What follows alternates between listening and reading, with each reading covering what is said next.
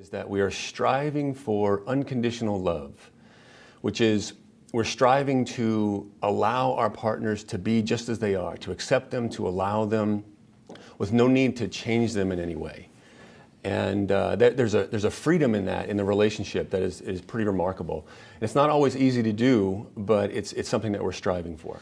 Well, I don't think it's possible to be there all the time, but I believe it's really good to have the ideal, to have the vision that we're striving for, because otherwise we tend to get into mediocrity or substandard moments. Complacency in our relationship, and I think so it's important to have a vision that we can keep returning to, that, hey, I'm going to try to do my best to love you unconditionally, not to try and change you in any way.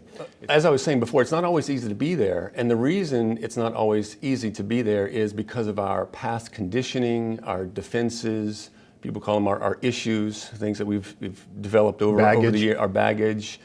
And we get triggered in certain ways, and it causes us to move out of a place of loving. But if we were to if you think of love as energy, it's like pure positive energy.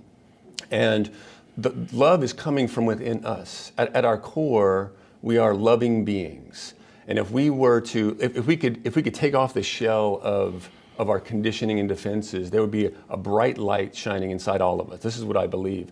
And that bright light is shining unconditional love on our partners. But our fears and our concerns and our worries tend to cloak it. Exactly. Come in and cover it up. And so that's the work, is to continue to release those, continue to heal those things that are blocking that love from being expressed.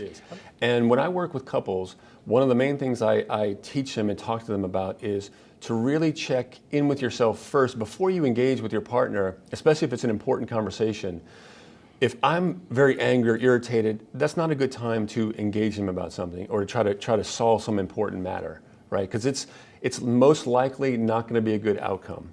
It's most likely going to start into a back and forth and reactivity and defensiveness. So it's a good thing to, get back to a better place first, into feeling a better place, and then come and try to work something out. Do a little bit of prep work before you do have an important conversation. Take a few moments to breathe and say, I'm going to set the intention to open my heart, truly listen to my partner, truly communicate my truth to my partner. And if you set that intention, it'll go a long way in the conversation.